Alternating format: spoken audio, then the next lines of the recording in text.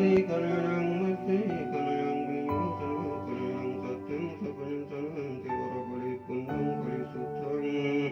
กุมมาจานิยังปะปะจนะโนปัสสานะตังกโลโมตัสสะภะคะวะโตอะระหะโตสัมมาสัมพุทธัสสะนะโมตัสสะภะคะวะโตอะระหะโตโลกวิโตอนุตตรปุริสธัมมัสสารถิสัทธาสัพเพสัตตมะลันติจามะเลโสจามะเลสะเลตเทวะหังมะเลสะเมนะเทสังสายโย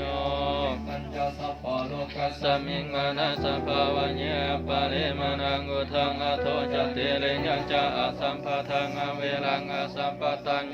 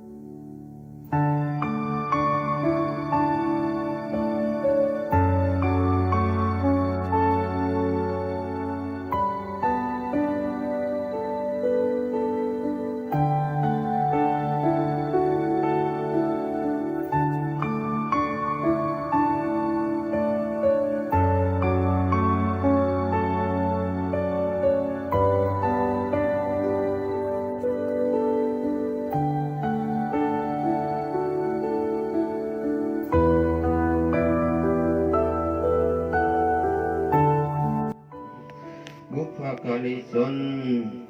ไม่มีบิดาพ่อเท่าศรีวิไลและสสาร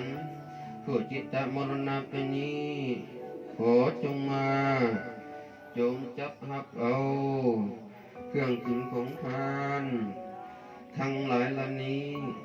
ถ้าตกทุกข์ขอให้พ้นออกจากทุกข์ถ้าถึงสุขแล้วขอให้สุขยิ่งขึ้นไปสิ้นกาลยุสาธุอนุโมทามิสาธุสาธุสาธุอนุโมทามิสาธุ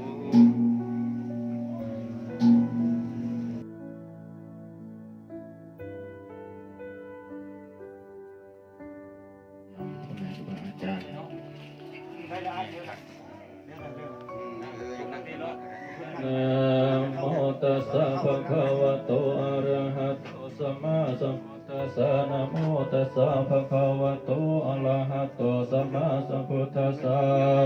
อุปาสิกาในพระพุทธศาสนาทุกวันนี้พวกเฮาเราบริษัททั้งหลายจงมาตั้งอกตั้งใจฟังคุณพระรัตนตรัยเป็นเครื่องติดตัวของเฮาไปสู่ปรโลกเบื้องหน้าวัฏฏุที่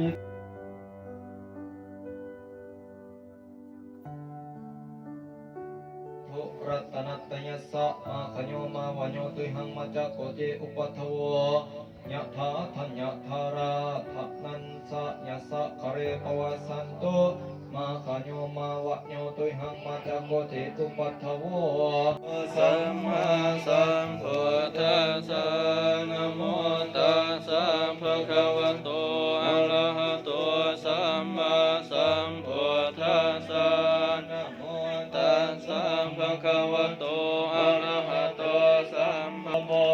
ญาโมเรสังกัญญานังนันทิวัตโนเอวังตวังเวสโยโอหิสัญญาวิวันสันตุสัมภโลโควินาสันตุมาเตภวันตวันตรายโยสุขิกายุโก